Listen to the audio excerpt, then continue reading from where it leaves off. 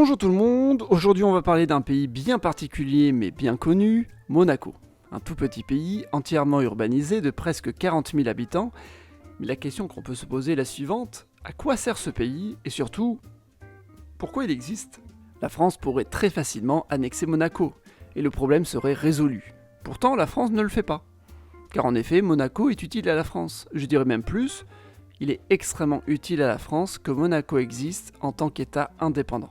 Contrairement à une idée reçue, un pays n'a pas besoin d'être grand et d'annexer de nombreux territoires pour préserver sa puissance. Au contraire, avoir de nombreux petits États alliés est un avantage clé. Si on prend l'Europe francophone, on aurait pu créer une grande nation française qui englobe tous les pays actuellement francophones.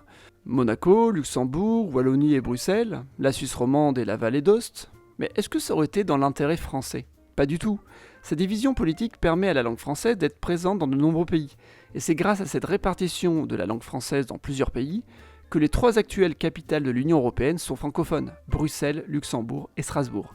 3 villes dans 3 pays différents, mais toutes des villes francophones. À cela s'ajoute Genève, la principale ville pour le nombre d'organisations internationales, francophones elles aussi. Toutes ces villes n'auraient pas eu leur importance si elles avaient été françaises. C'est leur originalité dans leur système national différent de la France qui les a rendues importantes. Genève, par exemple, c'est dans son contexte de ville suisse, pays neutre, qu'elle a pu devenir un haut lieu de présence d'organisations internationales.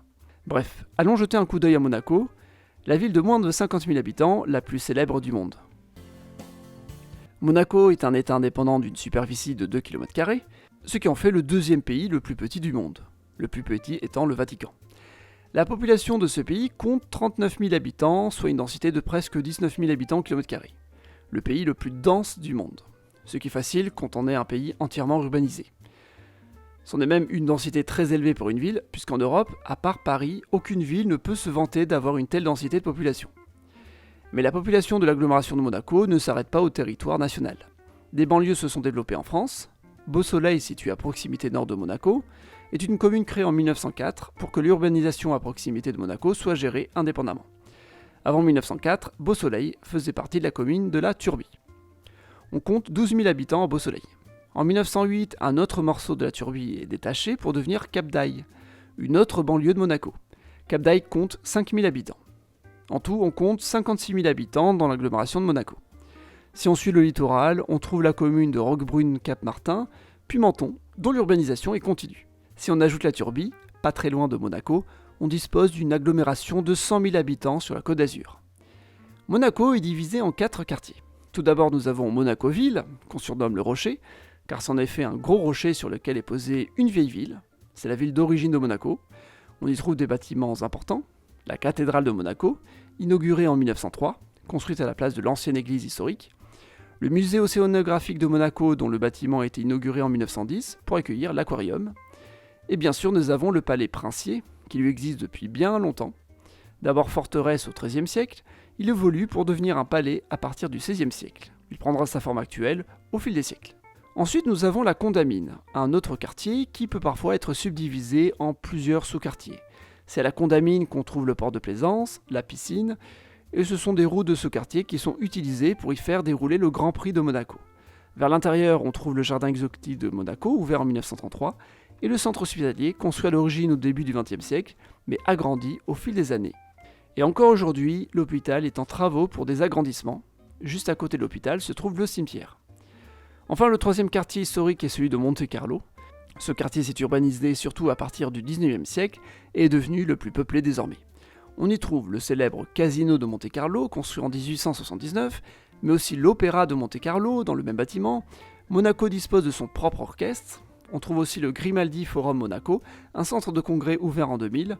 Ailleurs, c'est surtout des immeubles d'habitation ou des hôtels de luxe. Le 4e et dernier quartier est celui de Fontvieille. Il a été gagné sur la mer avec des travaux entre 66 et 73. On y trouve des immeubles d'habitation, le chapiteau du cirque de Monaco, les héliports et le stade de football. Ce nouveau stade a vu le jour en 1985. L'ancien stade a été rasé pour y construire le centre commercial de Fontvieille, inauguré en 92. On trouve aussi un 2e port de plaisance dans ce quartier. Comme vous pouvez le voir, Monaco dispose de nombreuses infrastructures malgré le manque de place et sa faible population. D'autres services ont été externalisés. Par exemple, un 3e port de plaisance se trouve en France, sur la commune de Cap-d'Ail. On trouve aussi 2 terrains de football situés à la limite des frontières en France, Le Monte Carlo Country Club, avec ses nombreux terrains de tennis, prend beaucoup de place. Il a été construit côté français, sur la commune de Roquebrune-Cap-Martin. Comme vous avez pu le voir, Monaco dispose d'infrastructures dignes d'une grande ville. La municipalité compte 39 000 habitants. Et on est à 50 000 avec les communes voisines, qui se sont urbanisées directement sous l'influence monégasque. C'est donc une petite ville. Malgré cela, elle dispose d'un opéra et de son orchestre philharmonique de réputation internationale. En France, en dehors de Paris, il est rare de trouver un orchestre aussi prestigieux. J'en avais déjà parlé dans la vidéo des villes alpha. Une ville est considérée comme alpha lorsqu'elle dispose de services uniques au monde. Monaco n'est pas une ville alpha, ça reste une petite ville, mais pour une ville de sa taille, elle dispose de services qu'on ne trouvera nulle part ailleurs dans une agglomération similaire. Politique et économie. Monaco étant un pays indépendant, a son propre fonctionnement politique. Tout d'abord, c'est un pays indépendant subdivisé en une unique municipalité. Le régime est assez particulier. Monaco était une monarchie absolue autrefois. En 1910, le peuple monégasque s'est rebellé, et en 1911, le prince de Monaco a dû faire des concessions et transformer le pays en monarchie constitutionnelle. C'est la naissance de la Constitution de Monaco. On appelle cette période la Révolution monégasque. Depuis 1911, il existe un conseil national composé de 24 conseillers nationaux. Depuis 1963 et la nouvelle Constitution, les élections du Conseil national ont lieu tous les 5 ans. Monaco étant une principauté, c'est le prince de Monaco qui est le chef d'État. Ce même prince va désigner les membres du gouvernement. Il nomme ainsi un ministre d'État qui sera responsable de la police et des affaires étrangères. Souvent, ce ministre d'État est choisi avec l'accord du gouvernement français, ce qui montre qu'il y a une énorme influence de la France dans les affaires de Monaco. Ce ministre d'État est le plus souvent un haut fonctionnaire français. Ça peut être le cas d'autres ministres. C'est le prince qui décide, avec l'accord du gouvernement français, de la composition du gouvernement. Ensuite, pour faire voter les lois, le gouvernement a besoin de l'accord du Conseil national, mais pas toujours, car le gouvernement reste assez autonome. En bref, Monaco n'est pas 100% démocratique. Le prince a beaucoup de pouvoir, mais il reste sous l'influence française et il ne peut pas faire ce qu'il veut. La France dispose de 2 accords spécifiques avec Monaco. Le traité de Paris de 1918, appelé le traité d'amitié protectrice, où Monaco s'engage à rester sur la même ligne diplomatique que la France en échange d'une protection militaire. Ce traité est apparu pendant la Première Guerre mondiale, c'est pour ça que la France doit être consultée quand le prince choisit son ministre d'État. Si Monaco est attaqué, c'est la France qui est attaquée et qui intervient. La France étant dans l'OTAN, c'est même l'OTAN qui peut intervenir. La Convention fiscale de 1963, Monaco est un paradis fiscal, mais si une personne disposant de la citoyenneté française vit à Monaco, elle doit payer ses impôts en France. Le but étant d'éviter trop d'évasion fiscale provenant de la France. Car oui, Monaco est un paradis fiscal, le pays est considéré comme coopératif, il y a certes très peu d'impôts, mais le pays est transparent avec les autres pays sur sa fiscalité. Il n'y a aucun impôt sur les très grosses fortunes, ce qui peut attirer des millionnaires à s'y installer. Il semblerait que 40% de la population du pays soit millionnaire. Monaco est aussi considéré comme la ville la plus chère du monde, avec 38 000 $ le mètre carré, mais c'est surtout dû à l'étroitesse du territoire. Le prix au mètre carré baisse drastiquement dès qu'on passe la frontière. C'est vraiment les avantages fiscaux qui rendent le prix si élevé. Les ultra-riches doivent vivre à Monaco et ne peuvent pas se permettre de vivre à beau soleil, s'ils veulent éviter les impôts sur les revenus. Du coup, Monaco a aussi une grande politique urbanistique. Monaco est composé d'une unique municipalité avec une mairie, mais cette dernière n'a de l'influence que sur des projets très localisés. Les grands plans urbanistiques sont gérés par le prince directement. La tour Le Mille Fiori a été inaugurée en 1969, elle mesure 111 mètres, officiellement. C'est la hauteur retenue à ne pas dépasser à l'époque. Mais par manque de place, d'autres gratte-ciels ont été construits dans les années 70 et 80. Notamment l'Annonciade, qui fait la même hauteur, et il y a eu d'autres grands immeubles. Ils sont souvent en bordure de la ville, dans les hauteurs, pour éviter de cacher la vue au reste de Monaco. Mais ils cachent la vue à beau soleil. En 2015 a été construite la tour de l'Odéon, qui fait 170 mètres de haut. La limite de l'hauteur a été officiellement dépassée, avec l'autorisation du prince. Un des immeubles les plus luxueux du monde, avec l'appartement le plus cher du monde. En bref, Monaco est une originalité en termes d'urbanisme et d'architecture, petite ville très serrée sur une limite territoriale. C'est un cas étrange sur la Côte d'Azur. À quoi sert Monaco ? Bonne question. Ça sert à quoi Monaco ? La France n'a aucun intérêt à annexer Monaco. C'est bien plus pratique que ce pays soit indépendant, en plus d'être sous influence française. Tout d'abord, Monaco ne pourra jamais gêner la France, car Monaco a un accord avec la France. La France a un droit de regard sur ce que fait Monaco. Ensuite, en étant un pays indépendant, Monaco peut faire des choses qu'il ne serait pas possible de faire en France. Par exemple, la présence d'un paradis fiscal sur la Côte d'Azur aurait été impossible en France. Grâce à Monaco, c'est le cas. Et en plus, les citoyens français ne sont pas concernés. Grâce à ce paradis fiscal, Monaco attire des capitaux étrangers qui ne seraient jamais venus sans cette indépendance. C'est donc des rentrées d'argent pour Monaco, mais c'est aussi de nombreux emplois pour la France. Les gens qui vivent à Beau Soleil, par exemple, vivent de l'économie monégasque. Cet argent monégasque finit par passer par la France, même si Monaco ne doit rien à la France. Monaco, c'est aussi un État indépendant, membre de l'ONU, qui est souvent d'accord avec la France, c'est encore un outil pour la France, et même si Monaco n'est pas d'accord avec la France, c'est toujours un outil diplomatique utile. Monaco partage des valeurs communes avec la France. Monaco reste un pays vitrine pour le bien de la France, c'est une destination de luxe, mondialement connue, jamais aucune ville de cette taille n'est autant célèbre. Monaco participe à la célébrité mondiale de la Côte d'Azur, tout ça est dans l'intérêt de la France. Monaco n'a pas sa propre industrie en tant que vitrine, c'est souvent celle française qui est mise en avant. Puis en tant qu'État indépendant, Monaco dispose de son propre opéra prestigieux, son musée océanographique, son festival du cirque, etc. Toutes ces infrastructures culturelles sont d'importance mondiale et participent, directement ou indirectement, au soft power français.